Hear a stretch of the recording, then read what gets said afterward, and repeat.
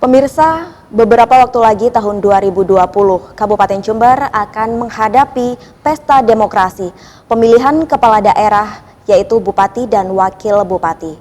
Komisi Pemilihan Umum atau KPU yang berperan sebagai penyelenggara, bagaimana tahapan-tahapan terkait mekanisme pelaksananya tersebut? Semua akan terjawab dalam dialog kali ini yang mana sudah bersama saya yaitu narasumber dari KPU Kabupaten Jember bagian Divisi SDM, Sosdikli, dan juga Parmas. Kita sapa beliaunya terlebih dahulu yaitu Bapak Andi Wasis. Assalamualaikum Bapak, bagaimana kabarnya? Waalaikumsalam, kabar baik Mbak Prima. Dan Alhamdulillah masih tetap sehat dan tetap semangat.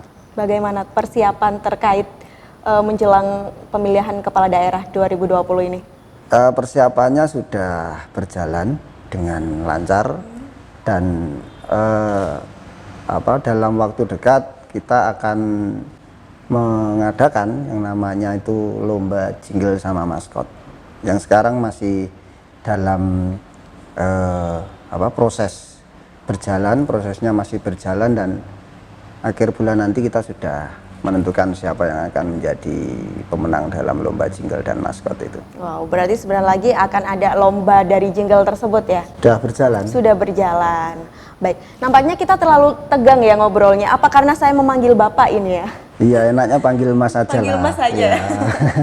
Baik, biasanya di lapangan dan juga di studio sapaannya Mas Andi ini Mas ya? Andi, ya, karena saya masih muda. Iya. Ya. Oke, Mas Andi, terkait tahapan-tahapan pada pelaksanaan pemilu 2020 ini bagaimana pelaksanaannya dan juga apa saja yang harus diperhatikan? Jadi begini Mbak Prima ya,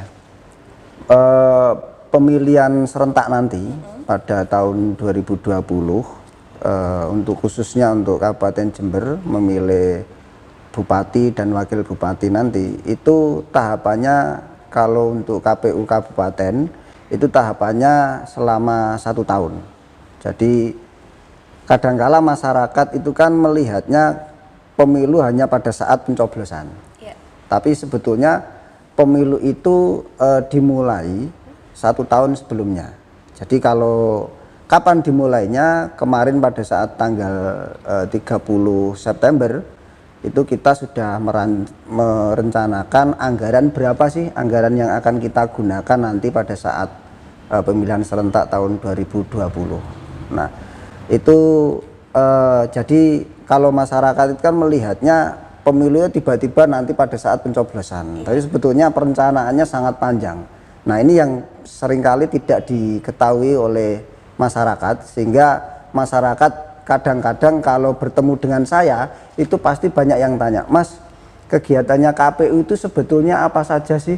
Kalau sudah selesai pemilu, nah selesai pemilu itu apa saja? Sebetulnya banyak sekali, termasuk dalam persiapan kita pilkada, pemilihan Bupati dan Wakil Bupati nanti itu tahapannya panjang Mbak, mulai dari merencanakan anggarannya berapa sampai terus rekrutmen badan ad hoc, terus kemudian sosialisasi, pendaftaran calon perseorangan, terus pendaftaran untuk yang diusung dari partai politik, itu semuanya kita rencanakan dan kita laksanakan prosesnya tahap demi tahap. Begitu. Selain tadi yang sudah dijelaskan dari Mas Andi, apakah ada yang lain Mas?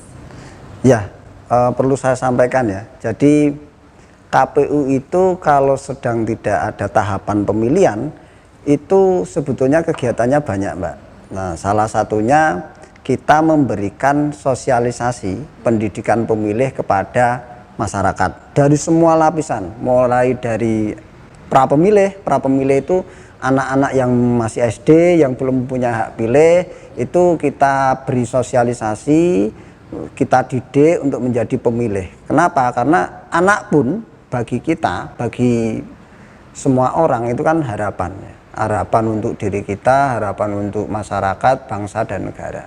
Jadi apalagi kalau terkait dengan pemilu ya, kita berharap mereka suatu saat menjadi bagian dari 1 atau 2 orang atau semuanya menjadi bagian dari yang mensukseskan pemilu. Makanya pendidikan pemilih itu tidak harus pada saat pemilu, tetapi bisa kita lakukan setiap hari. Nah, seperti kemarin kita lakukan untuk SD Al Irsyad ya, di sini kebetulan kita undang ke Rumah Pintar Pemilu ini Terus kemudian kita tindak lanjuti di SD, kita berikan sosialisasi. Berarti terkait hal tersebut sosialisasi, edukasi seperti Betul. itu ya Mas. Berarti banyak sekali persiapan menjelang pelaksanaannya tersebut, baik dari pra pelaksanaan dan juga pasca ya Mas.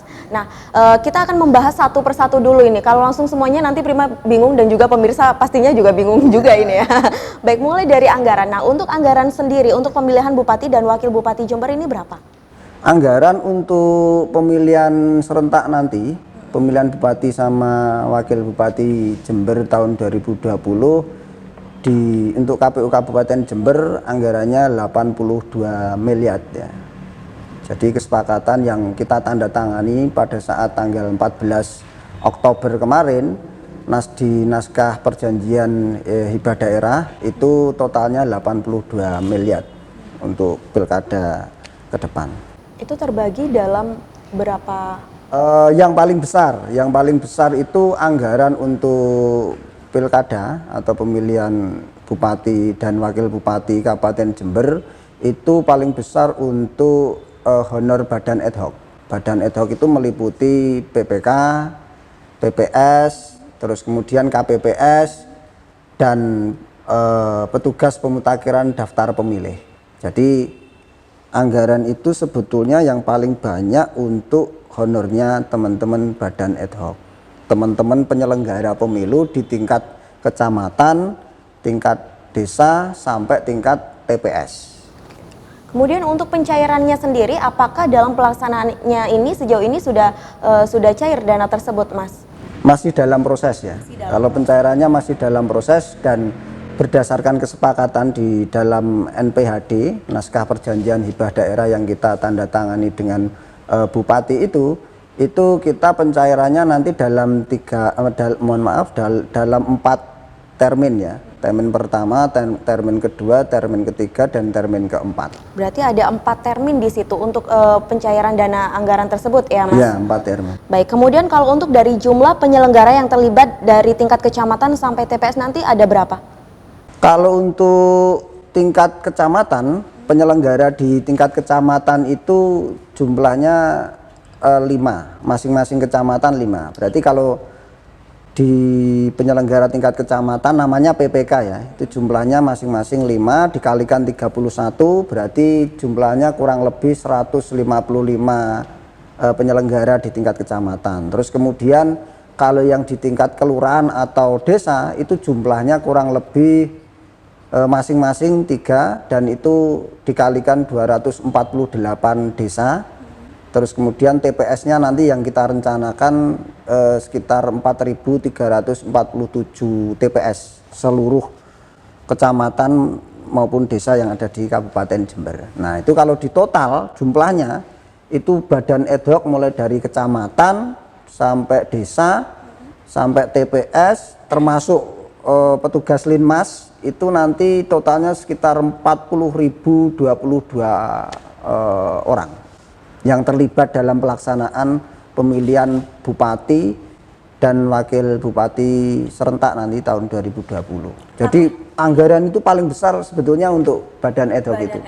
Apakah dengan jumlah penyelenggara tersebut sudah termasuk dalam pelaksanaan pra pelaksanaan dan juga pasca pelaksanaan, Mas? Dari anggaran 82 miliar itu yang paling besar. Yang dari tiap PPK dan PPS-nya tadi?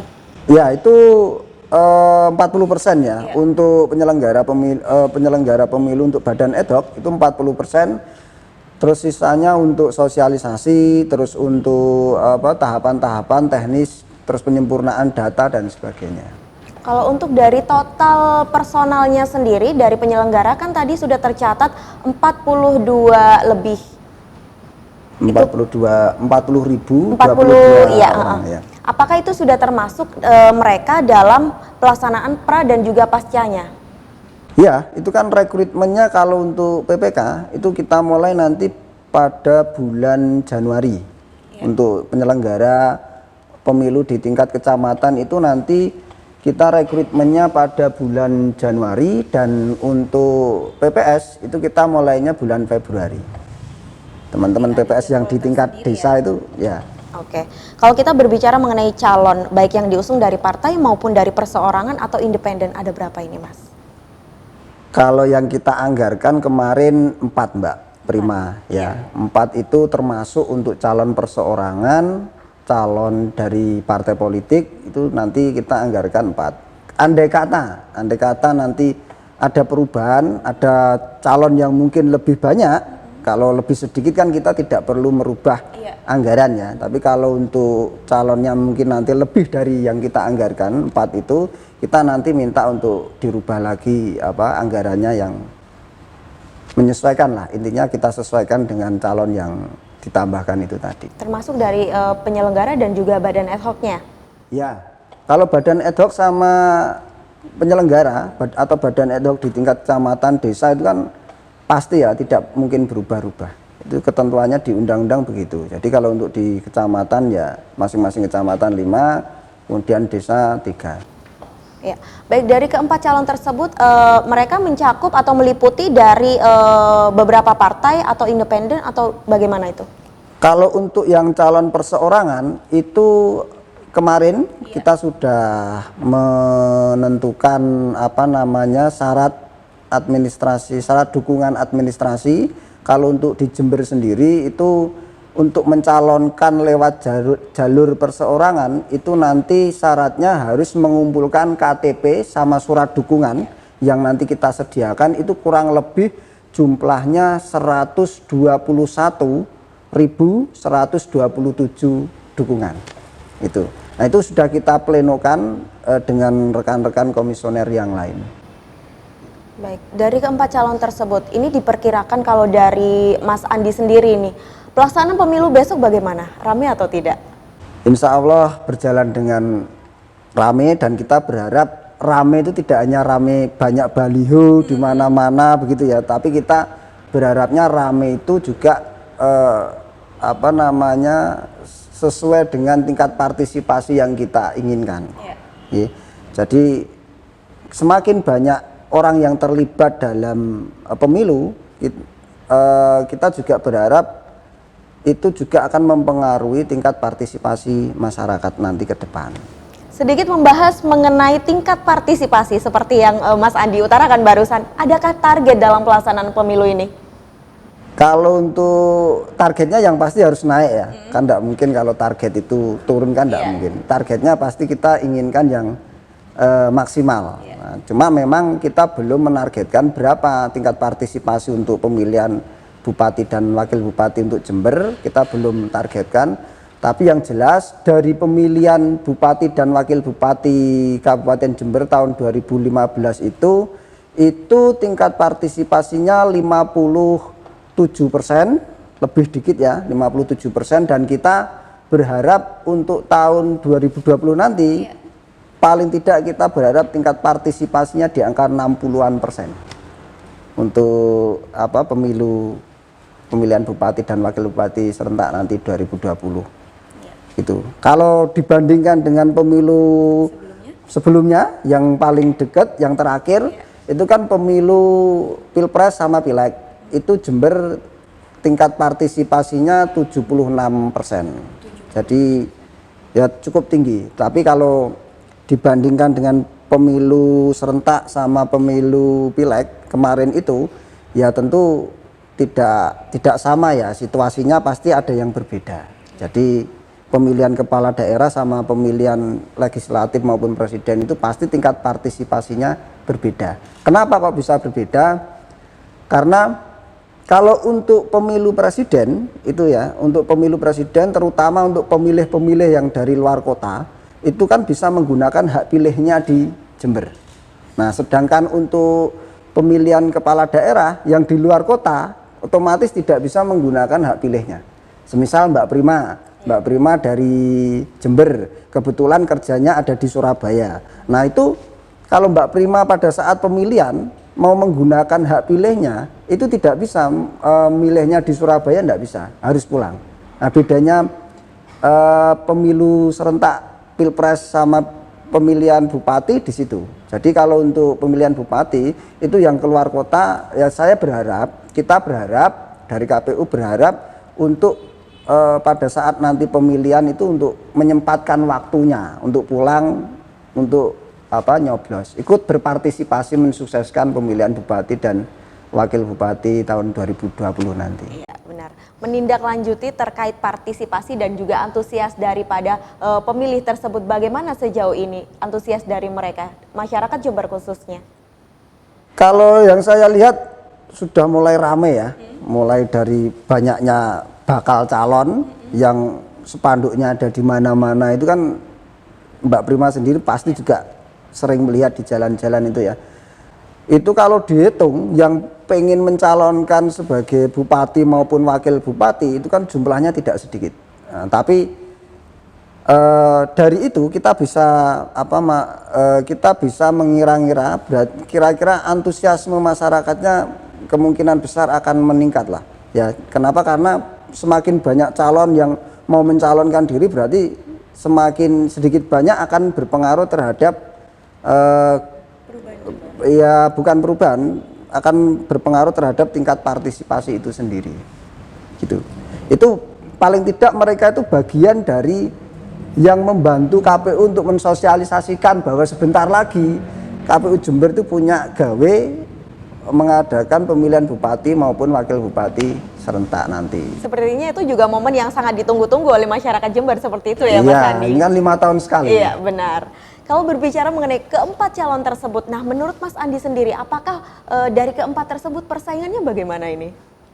Wah, kalau soal persaingan itu konteksnya domainnya teman-teman calon ya. Kalau kita kan hanya penyelenggara, ya kita harus mempersiapkan itu sebaik mungkin lah. Ya, kita mengakomodir semuanya, mau baik dari perseorangan, baik dari jalur partai politik, monggo kita akomodir. Kalau mau mendaftar lewat jalur partai politik ya monggo, perseorangan yang monggo, tentu dengan ketentuan-ketentuan dan peraturan yang sudah ditentukan oleh KPU, terutama dari PKPU itu. Mas Andi, terkait prosentase sejauh ini berapa prosentase dalam hal pelaksanaan atau persiapan dari pemilu tersebut?